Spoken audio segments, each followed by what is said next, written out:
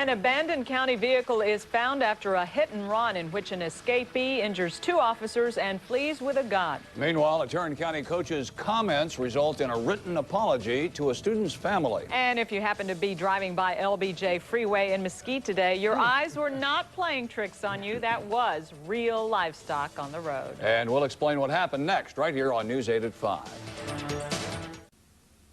Working in the spirit of Texas, from WFAA TV, this is News 8 at 5. He had jumped on the escalators and the bailiff was running behind him, but he was gone. It drug him 200 yards probably. The driver that stole the county vehicle threw them out as he powered away in the vehicle. A suspect breaks away from law enforcement officers commandeering an officer's car. The vehicle has been found, but the suspect is still on the loose. Good afternoon. The hunt for the man tops our news at 5. Thank you for joining us. Dallas County Sheriff's deputies are looking for a 27-year-old man at this hour who overpowered 2 law officers this afternoon. It happened just outside the Crowley Courts building in downtown Dallas, and that's where we find Channel 8's Doug Fox with the latest. Doug? Gloria, this may be a classic case of going from the frying pan into the fire. A young man was up in the courtroom this afternoon, and then he wound up down here on the street in a struggle with police officers, and now he's being sought by county lawmen. It began in a courtroom, County Criminal District Court number 8, where this man was appearing in court on a couple of misdemeanor charges, unlawful carrying of a weapon and possession of marijuana. Apparently realized that he might be heading back to jail, so he took off running, bolted out of the courtroom, ran down the escalator and out the front door, encountered a police officer, or rather a security guard for Dallas County there, and another one tried to jump in, and the story gets kind of complicated, and there are a lot of witnesses and officials who can tell it much better than I do. Then we heard this door open and it just went boom, you know, and then we heard him running. Hit the escalator. Now that's the up escalator, but he was going down at lickety split. And then I saw a building securities man chasing him, followed by a court bailiff. Apparently there was a car waiting for him. The next thing I saw were 2 sheriffs hanging on to the car. Picked up the escapee. The 2 officers hung on. The first one got off after about 50 feet. He was speeding quite a bit and holding on. He held on for about a block, I guess, from here to nearly all the way to the corner.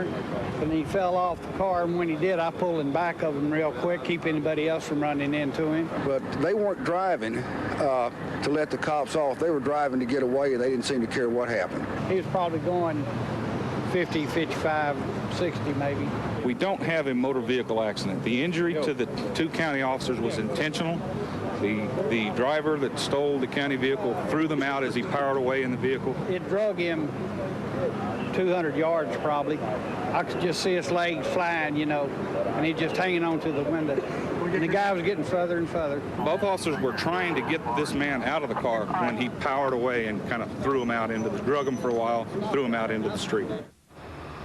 The man they're seeking is Isaiah Stanley Robinson, a 27-year-old man who was facing 2 misdemeanor charges of unlawful carrying of a handgun and possession of marijuana.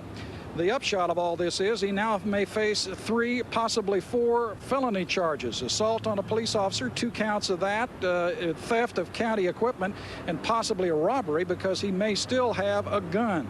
The car has now been recovered. That was found this afternoon down off of CF Hahn and Ideal. Actually, they say it's by the railroad tracks right off of Macon Street in South Dallas. The unmarked county car here. This belongs to the Dallas County Security Agency, or Dallas County Security Detail. That's not the sheriff's office. It's not the police. It's the folks who guard the county courthouse and check things, magnetometers and security at the courthouse. They were the ones that tried to stop this guy from fleeing. They were unsuccessful. Fight ensued. The car was taken by the man, and now the car has been checked, has been recovered, and Dallas County Sheriff's officers are now looking for 27-year-old Isaiah Robinson. If you're out there, you might want to give yourself up. I'm Doug Fox, Channel 8 News, outside the Crowley Courts building. Back to you. All right, thanks so very much, Doug. Meanwhile, former Dallas Cowboys defensive end Harvey Martin claims that police abused him when he was arrested overnight in Dallas. Martin posted bond this morning and was escorted by fans as he left the Lou Sterrett Justice Center. Martin is charged with assault for allegedly attacking his live-in girlfriend during an argument at his Dallas apartment. He's also charged with resisting arrest. Officers say he became violent when they tried to put him in the patrol car.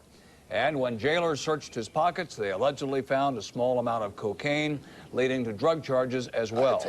Martin points at bruises on his knee, claiming police used excessive force. And I really didn't have to go through this last night. But these guys took their pepper guns out, man, and sprayed that stuff in my face. I mean, and were laughing at me. They put the handcuffs on me, man. They beat me. They threw me on the ground. Dallas police say Martin violently resisted arrest. They also say it is department policy to use pepper mace spray to help bring violent suspects under control. In the meantime, Dallas Cowboys wide receiver Michael Irvin today returned before a Dallas County grand jury for yet another day of questioning regarding a motel drug bust. Irvin was a witness to the arrest. Channel 8's Brett Shipp is at the Crowley Courts building with the latest on that story. Brett? Chip, grand jurors went into proceedings today around 1:30. They are still meeting at this hour. This is the fourth day of testimony in what many are saying is a very unusual grand jury proceeding. It has been uneventful today, other than to report that all of the people in the motel room that night have returned to testify this afternoon. Michael Irvin was the first to show with his attorney, Kevin Clancy, Irvin's friend and former teammate Alfredo Roberts, and the two females in the room that night, Jasmine Nabwangu and Angela Beck, who was the only one actually charged with anything, possession of marijuana and cocaine, about $6,000 worth. Since the judge overseeing the grand jury has issued a gag order, no one is quite sure what is taking place today. Other than that, we have observed Irvin's attorney filing several motions in this case, but again, because of the gag order, no one has any idea what's behind those motions. Now, we received a report just a few moments ago that grand jurors have been moved from the first floor of the courthouse up to the sixth floor of the courthouse where Judge Crusoe's court is. The same thing happened yesterday. Immediately following that event yesterday, there was an open hearing in court in which grand jurors were granted a 30-day extension. Now, this grand jury could go on another 30 days. It could continue Monday, or it could end today. If it ends today and there is something to report, we will have that for you. For now, Brett Shipp reporting live from the Crowley Criminal Courts building. Gloria, back to you. All right. Thank you very much, Brett. And a chaotic scene in Mesquite today. LBJ Freeway looked like a cattle roundup today when a truck overturned and livestock seemingly went everywhere. Channel 8's Brad Watson reports on some of the strange places where there were steer sightings. The